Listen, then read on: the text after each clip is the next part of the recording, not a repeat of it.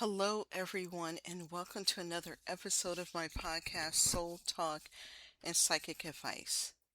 Today, we're going to talk about a relationship pattern that is far more common than most people realize. And a lot of people don't even realize that they're doing this. It's called self-abandonment. The self-abandoner is often carrying thoughtful, compassionate, and deeply, you know, concern with the well-being of others. They're very caught up in the well-being of others. They are the peacekeepers, the helpers, the people pleasers, the caretakers, the ones who don't want to cause problems, the ones who try to keep everyone happy, the one who often says, "It's okay, whatever you want, I don't care. That's fine." Even when it's not fine. Even when they're hurting, they say this stuff. Even when they're exhausted. Even when they're angry. Because a person who self-abandons don't really admit to anyone that they're angry or hurt.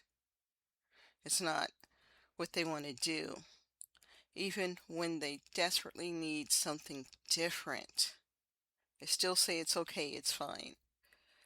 The tragedy of self-abandonment is that it often looks like kindness from the outside, but internally it creates loneliness, resentment, confusion, and a growing disconnect from who you really are.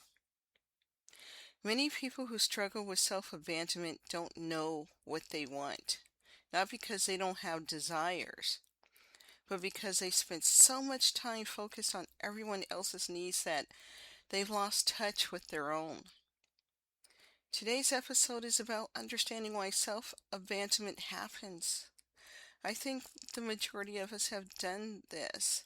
Unless you're just a very selfish, narcissistic taker. Those are probably the only ones who haven't really abandoned themselves. Maybe some of them, but most of them no. And we talk about how it develops, what it cost us, and how we begin the journey back to ourselves. Because healing is not about becoming selfish. And usually the word selfish is used as a weapon or a form of manipulation against good people. The one time you say, no, you're being selfish, don't be selfish. Watch who calls you selfish. And really look at it. You may get triggered, but don't sit in the trigger. Just look at, why is this person calling me selfish? And this is all about learning how to stop leaving yourself behind. Because if you want to manifest or have a life that you desire, it's not going to fall on your lap. Even if you're a good person, and even when you pray, if you're a praying person, you have to be proactive. You still have to take action. Nothing just falls on our lap. We have to be intentional. But if you self-abandon, it's going to be hard to manifest the things that you want. It just won't be possible. What is self-abandonment? Self-abandonment occurs when you consistently ignore, dismiss, suppress, or override your own needs, your feelings, values, boundaries, and desires in order to maintain connection, approval, or peace. Now, a lot of times we do this when we're younger, but some people they carry it throughout their whole life unless they get therapy for it. So instead of asking, what do I need? You ask, what does everyone else need? Instead of expressing how you feel, you stay quiet. Instead of honoring your boundaries, you bend your boundaries. Instead of listening to your intuition, you ignore it. Instead of being authentic, you become accommodating.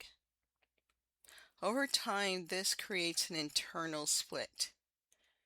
You become disconnected from yourself, disconnected from your needs, disconnected from your truth, disconnected from your inner wisdom.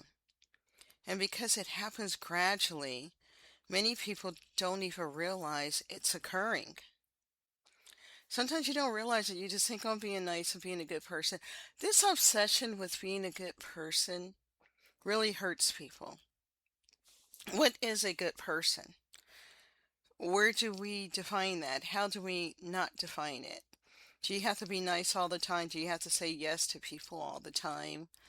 The pressure to be a good person can be harmful because are you a bad person if you tell someone no? That isn't what a bad person is if you say no to someone and they get upset. The hidden belief behind self-abandonment. At the core of self-abandonment is usually a powerful belief. A belief such as, my needs don't matter. It's selfish to put myself first, and I'm a great person. I put everybody else first. I'm loving, I'm caring, I'm a good Christian, I'm spiritual. I put everybody first. And then I'm last because I'm not selfish. I have to keep everyone happy. Probably learned this as a child. Probably lived in a home where you had to do that. If I disappoint people, they'll leave. Oh yeah, some people will leave. When I started saying no, some people will leave. And at first it stings. But then you realize, do I want people around me that I'm always saying yes to? And they expect me to say yes, but they get to say no to me and I need to be okay with that? So look at who's leaving, because if they're leaving, they're not for you. But the triggers, abandonment triggers will come up, so you self-abandon in order to not be abandoned. If I speak up, I create conflict. A lot of people fear conflict. If I am authentic, I won't be loved. Yeah. These beliefs become the foundation for how we relate to ourselves and others. And because they often form early in life, they feel normal. You may spend years sacrificing your needs without realizing you're doing it. And a lot of people don't realize that they're doing it. They've been doing it for so long. I know I didn't realize what I was doing. And then when I look at it, it's like, how did I get here? And then you want to start unraveling, how did you get here? So let's talk about where self-abandonment begins. Most self-abandonment begins in childhood. Perhaps you grew up in an environment where your emotional needs weren't consistently acknowledged. Maybe there was conflict in the home. Perhaps a parent was emotionally unavailable. Maybe expressing emotions was discouraged. That happened to a lot of people where it's just like, shut up, or you're going to get hit, or you're going to get screamed at. And so you didn't express yourself. Maybe being easygoing earned approval. Maybe being helpful earned love. Maybe speaking up led to criticism. You may have learned, keep the peace, don't make waves, don't be difficult, take care of others, stay quiet, be good, be agreeable. So many people, I notice now that I know the signs, I see a lot of adults being agreeable with the bullies. And it's like, whoa, what's happening here? And then now I know what's happening here. I've seen it many, many times. It's like the bad person. Everybody's like, yeah, yeah, they just go to the bad person's side. Over time, your nervous system begins associating self-suppression with safety. You learn that harmony was the most important than authenticity. Yes, connection became more important than self-expression. And those patterns followed you into adulthood. I want you to observe yourself, for a day. A lot of times we observe others. Or if you know someone who you think they're always agreeing with, the bad guy, or the troublemaker, or the instigator, or the family narcissist, just kind of observe them. And you realize, whoa, it's self-abandonment and it's a form of protection. It's so that they will feel safe, and people are going to put themselves first. That's human nature. And they want to feel safe, and so they're going to agree with the person who is abusive because they don't want to get abused. They want to say, see, I'm good. I'm agreeing with you. I'm good. Choosing harmony over authenticity. And a lot of people who end up in bad relationships, they know about choosing harmony. If you want to keep your friends and your family, if you want to keep peace in the family, you will choose harmony over authenticity. One of the defining characteristics of the self-abandoner is prioritizing harmony over authenticity. Now, let's be clear, harmony is wonderful. Healthy relationships require cooperation. Compromise is important, but self-abandonment occurs when harmony comes at the expense of your truth. You may say yes when you mean to say no. Agree when you disagree. Yeah. Stay silent when something hurts. Suppress your needs. Avoid difficult conversations. Hide parts of yourself. The goal becomes maintaining peace. The problem is that peace built on self-suppression is not true peace. It's avoidance. And eventually the truth finds a way to surface. The truth always pushes its way to the surface. The truth cannot be avoided. That's why secrets eventually come out. I love referencing the ID channel because a lot of those stories have a lot of secrets, right? And then the secrets come to the surface. They're coming out one way or another. People think they can suppress things, but we can only do it for so long. And even if it's not like a big thing that you're suppressing, it will still show up because the universe is always telling us be authentic first and foremost. Authenticity is the most important thing. So remember, what we try to keep secret will come out eventually. And usually through resentment, burnout, anxiety, depression, or emotional connection. Yes, that's how the truth also finds its way to the surface. Because when we're resentful, it's because we're abandoning ourselves. We think it's because of the other person. Sometimes, but it's really about self-abandonment, burnout, self-abandonment, anxiety, a lot of times self-abandonment, depression, or emotional disconnection. And I know a lot of people go, anxiety is real. Of course it's real. I've had anxiety. But I noticed that a lot of it was rooted in self-abandonment. And I've seen that with other people.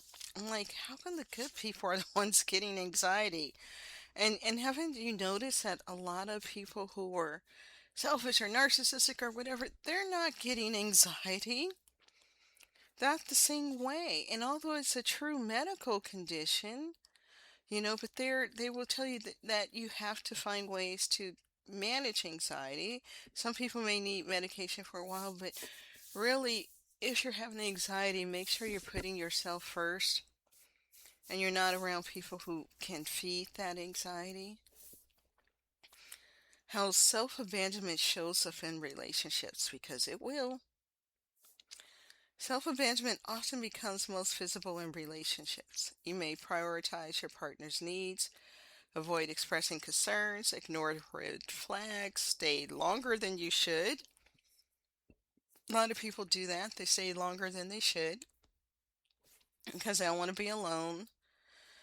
Um, they're afraid of that being abandoned, so they self-abandon. Overcompromise, lose touch with your own goals, adjust yourself constantly. At first, it may seem like you're being loving, but over time, you begin disappearing inside the relationship. And yes, there's a real abuse out there where you have to be careful when you leave because that's the most dangerous person for a woman. The most dangerous time for a woman, right? Is when she decides to leave an abuser. But these are relationships I'm talking about where there's subtle things and there are little things that add up and you start overlooking, because you don't want to be alone. And so over time you begin disappearing into the relationship. Your identity becomes centered around the other person. You lose yourself. This is what happens when people lose themselves in a relationship. And eventually you may find yourself asking, who am I? What do I actually want? What happened to me? Yeah, those questions often signal that self-abandonment has been occurring for a long time. And people will do this because they don't want to be alone. They don't want to be single again. It's hard starting over. I've heard that a lot. I don't want to start over. But do you want to stay in something terrible? Starting over could be really good if you do it with someone who's healthy. The cost of ignoring your needs. Many people believe ignoring their needs keeps relationships together, but the opposite is often true. When needs go unspoken, resentment grows, frustration builds, exhaustion accumulates, authenticity disappears.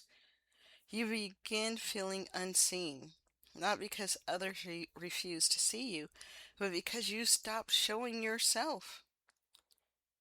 It's difficult for people to meet needs they don't know exist, and it's difficult to feel understood when you're constantly hiding your truth. Losing connection with yourself. Perhaps the most painful consequence of self-abandonment is losing connection with yourself. Many self-abandoners struggle to answer questions like, what do I enjoy? What do I want?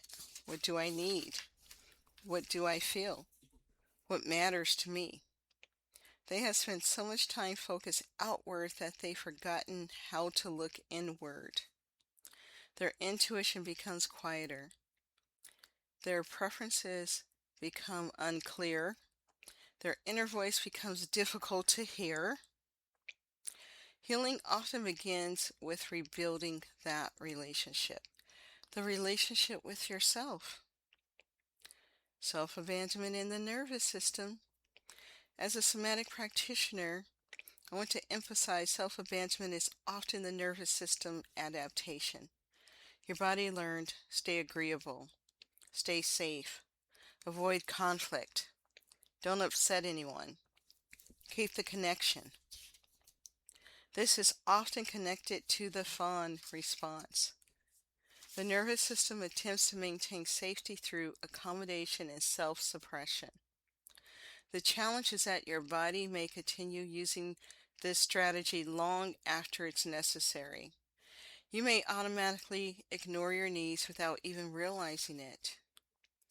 Healing requires creating enough internal safety to tell the truth to yourself and to others. Yes. Self-abandonment among healers, empaths, and spiritually sensitive people. This pattern is incredibly common among empaths, healers, psychics, and caregivers. Yes, many spiritually sensitive people naturally focus on others. They want to help, support, guide, heal, serve, being a good person. These are beautiful qualities.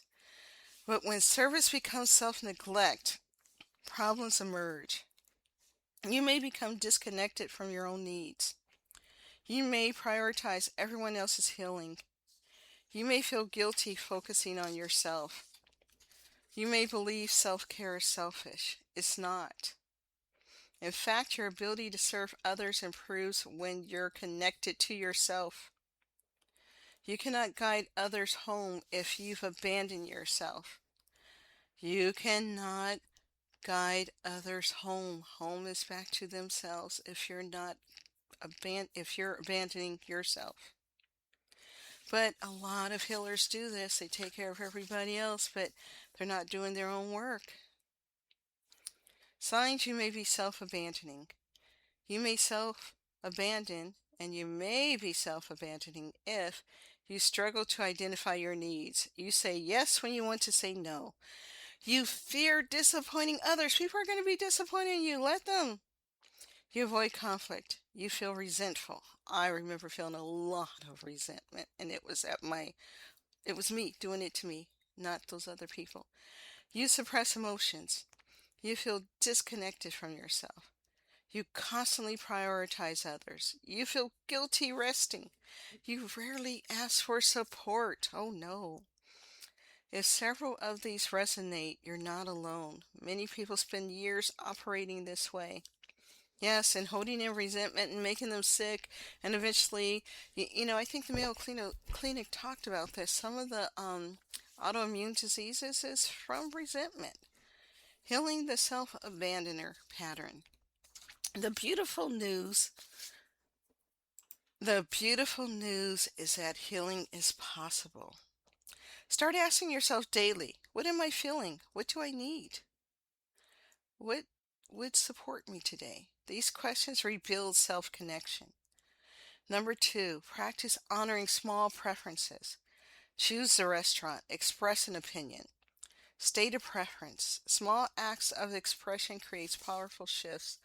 Especially a lot of women do this in relationships. They're like, whatever you want, guy, I like what you like. Stop doing that.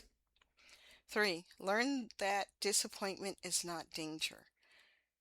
People may not always like your choices. That's okay. Their disappointment does not mean you've done something wrong. Four, strengthen your relationship with your intuition. Your intuition speaks through feelings, sensations, desires, and knowing. Begin listening, even when the message feels uncomfortable. Yes, even when the message feels uncomfortable. Redefine love. Love is not self erasure. It's not. Love is not self sacrifice. Love is not abandoning yourself. Healthy love allows you to remain connected to yourself while remaining connected to others. And people will say all the time, I want a good relationship. I want a loving relationship. And why do these people have a loving relationship and I don't?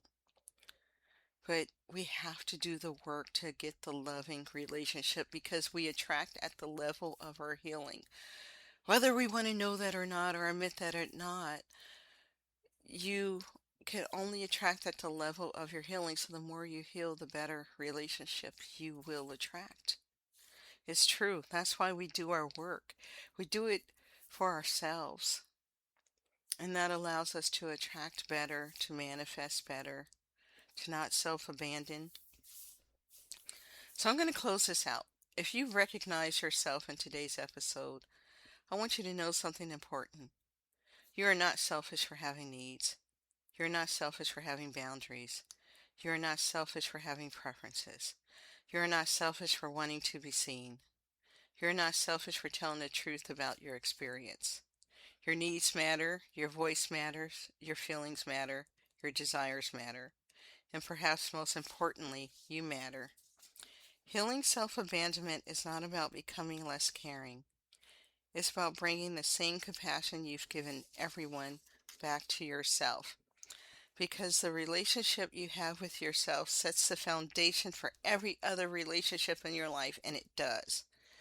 The goal is not choosing yourself instead of others. The goal is learning how to choose yourself while remaining connected to others. This is where healthy relationships live. This is where authenticity lives. This is where true peace lives. This is where happiness is. Um, I realized the other day, it took a lot of years. I'm 55, right? It took a lot of years to do a lot of work. But I'm an overgiver, and I started looking at my close circle. We're all overgivers in recovery, but we're giving to each other, and we're practicing receiving over and over, and we're just naturally kind to each other. So I got rid of the takers. They naturally fell off as I've done the work. So as you do your work, you will have the right people in your life. Because energy will just knock the other ones out. The energy will just take care of it. You don't even have to walk away. They just drop off because it's all about energy. So I want to thank you for listening today. Have a great day. And I will see you in the next episode.